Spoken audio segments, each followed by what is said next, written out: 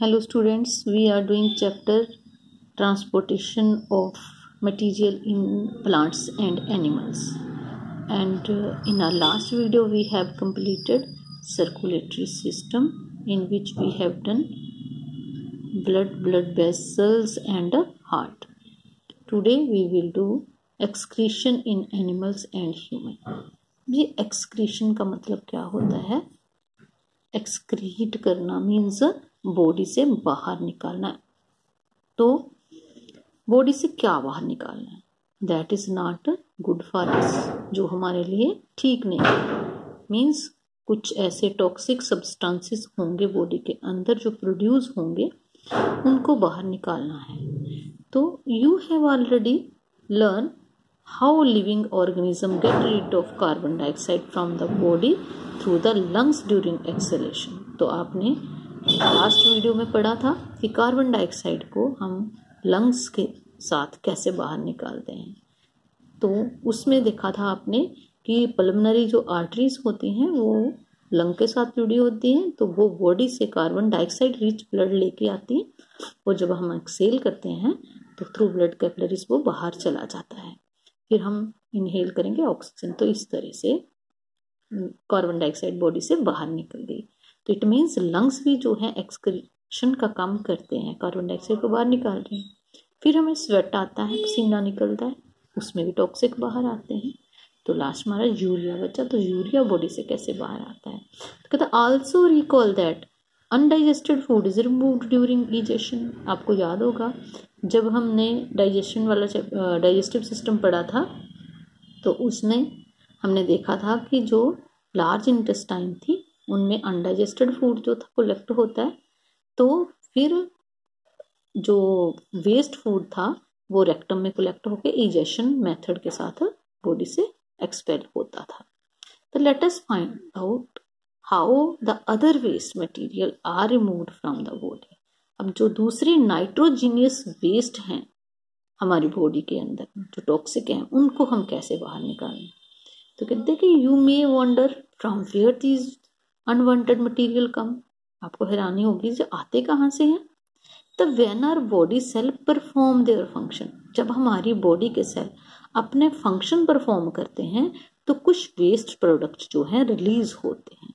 ये जो waste product release होंगे ये नेचर में कैसे हैं? टॉक्सिक हैं, और इसलिए टॉक्सिक हैं तो बॉडी में रखेंगे नहीं हम इनको, तो इनको बाहर निकालने की जरूरत है। सो जो प्रोसेस होगा बाहर निकालने का, इसको हम एक्सक्रीशन कहेंगे। तो इसकी डेफिनेशन इस तरह से, the process of removal of waste product in the cells of living organism is called excretion. तो एक्सक्रीशन क्या है? ऐसा प्रोसेस जिसके अंदर लिविंग सेल्स में प्रोड्यूस होने वाले वेस्ट जो हैं बॉडी से बाहर निकलते हैं, उसे हम एक्सक्रीशन कहते हैं। और जो एक्सक्रीशन का प्रोसेस है ये कंप्लीट करेंगे कुछ बॉडी के ऑर्गन्स होंगे। तो वो ऑर्गन्स जो रिलेट करेंगे एक्सक्रीशन के साथ, उनको हम एक्सक्रीटरी ऑर्गन्स बोलते हैं। Organs involved in this process, this means excretion का प्रोसेस जो है उसे हम एक्सक्रीटरी ऑर्गन्स बोलते हैं। अब एक्सक्रीटरी सिस्टम करने से पहले हम देखेंगे कि एक्सक्रीशन इन एनिमल्स कैसे। जब भी एनिमल्स की बात होगी तो सबसे पहले हम बात करेंगे यूनिसेलुलर ऑर्गेनिज्म की। तो यूनिसेलुलर ऑर्गेनिज्म की एग्जांपल अमीबा, आपको पता है, पैरामीशियम, हाइड्रा एटसेट्रा। तो इनकी बॉडी के अंदर कोई भी स्पेशल जो है एक्सक्रीटरी ऑर्गन नहीं होता। तो फिर किस तरह से इनकी जो स्किन होती है इसके थ्रू ये अपना वेस्ट जो है, कौन सा वेस्ट होगा? अमोनिया और यूरिया, इसको बाहर निकालेंगे बाय डिफ्यूजन प्रोसेस। वो आपको अच्छी तरह से क्लियर है, स्टार्टिंग में हमने डिफ्यूजन आपको अच्छे से समझाया था। कहते ये जो एक्सक्रीट हुआ by the process of diffusion through the body surface जो है बाहर चले जाएंगे। और इन complex multicellular organism like frog, fish, birds, lizard, snake etcetera, इनके अंदर स्पेशल सिस्टम है बॉडी से टॉक्सिक को रिमूव करने के लिए जो वेस्ट है हमारे लिए, उसको हम कहेंगे एक्सक्रीटरी सिस्टम। अब जो फिश वगैरह हैं, जहाँ वाटर में रहने वाले एनिमल्स हैं, वाटर एनिमल जो हैं, या एक्वेटिक जिनको हम कहते हैं, एक्वेटिक एनिमल्स में जो वेस्ट है ये ammonia in the gases form जो है बॉडी से बाहर जाता है। और क्योंकि वाटर जो है वो बहुत ज़्यादा अवेलेबल होता है उनके पास, तो जब वो एक्सक्रीट करते हैं in the gases form that is ammonia, तो वो डायरेक्टली डिसॉल्व हो जाता है वाटर में। तो इस तरह से वाटर या एक्वेटिक एनिमल जो है एक्सक्रीट करते हैं। अब जो ये यूरिया है, ये जो है यूरिया, इसमें कार्बन डाइऑक्साइड और अमोनिया होता है। एक्सक्रीशन इन ह्यूमन की तरफ, तो in human excretion is carried out mainly by excretory system. इनके अंदर भी एक्सक्रीटरी सिस्टम होता है और हमारे अंदर भी एक्सक्रीटरी सिस्टम होता है। और सिंगल सेलुलर जो होते हैं उनके अंदर कोई भी एक्सक्रीटरी सिस्टम नहीं होता। तो बहुत सारे ऑर्गन जो होंगे एक्सक्रीटरी सिस्टम के साथ जो है इन्वॉल्व होंगे और बहुत सारे टॉक्सिक सब्सटेंस जो है एक्सक्रीटरी सिस्टम के थ्रू जो है बाहर जाएंगे। The number of nitrogenous waste, nitrogenous मतलब नाइट्रोजन उनमें होगा, nitrogenous waste such as urea and uric acid are formed inside our body. तो मैंने बताया भी यूरिया जो है उसके अंदर क्या होगा, कार्बन डाइऑक्साइड और अमोनिया, और यूरिक एसिड जो है वो भी बॉडी के अंदर फॉर्म होता है। तो urea is the result of combination of carbon dioxide and ammonia. It is excreted from the body in the form of pale yellowish colour liquid called urine. तो यूरिन के अंदर क्या है, लिक्विड है ये, और इसका कॉम्बिनेशन क्या है यूरिन का, 95% इसके अंदर वाटर है और 5% जो बचा उसके अंदर होगा urea, uric acid and minerals. तो अगर आ जाए question what is the composition of urine, तो आप क्या बताओगे, 95% वाटर, 5% क्या है, urea, uric acid and minerals. तो फॉर्मेशन ऑफ जो यूरिन है ये कहाँ पे होता है, इनसाइड द किडनीज। तो हमारी बॉडी के अंदर पेयर ऑफ किडनी है, वीन शेप जो है किडनी का एक पेयर है हमारी बॉडी के अंदर, 2 किडनीज होती हैं। तो ह्यूमन एक्सक्रीटरी सिस्टम के ऑर्गन्स जो है किस तरह से होंगे, फिर एक तो हो गया a pair of reddish bean shaped organ called kidney, pair है ट्यूब किडनी का, ओके। सेकंड है 2 ट्यूब्स कॉल्ड यूरेटर्स। अब ये जो किडनी होती हैं इनके साथ, दोनों किडनी के साथ ट्यूब लगी होती हैं जो कि किडनी से यूरिन को लेके जाएंगे। नेक्स्ट ऑर्गन जिसका नाम है यूरेथ्रा। यूरेथ्रा क्या है, इसके अंदर कलेक्ट होता है यूरिन, यहाँ बनता है यूरेटर्स, जो ये भी एक पेयर है, अ यूरिनर 2 ट्यूब्स कॉल्ड यूरेटर्स। फिर है यूरिनरी ब्लैडर, सॉरी यूरेथ्रा नहीं, यूरेथ्रा जो है ओपनिंग है यूरिन ब्लैडर के साथ, तो यूरिनरी ब्लैडर में ये कलेक्ट करेंगी। नाउ जो वेस्ट सब्सटेंस हैं हमारे ब्लड के अंदर से are removed with the help of kidney, kidney की हेल्प से हम रिमूव करते हैं। When blood enters the kidney the useful substance are absorbed back into the blood and waste are filtered. अब ये जो है किडनी है हमारी, तो इसके अंदर एक फिल्टरिंग सब्सटेंस होता है जिसे हम नेफ्रॉन्स कहते हैं, नंबर ऑफ नेफ्रॉन्स जहाँ पे होते हैं, तो ये क्या करते हैं, फिल्टर का काम करते हैं। ये दोनों किडनीज के अंदर बहुत सारे नेफ्रॉन्स होंगे जो फिल्ट्रेशन का काम करेंगे।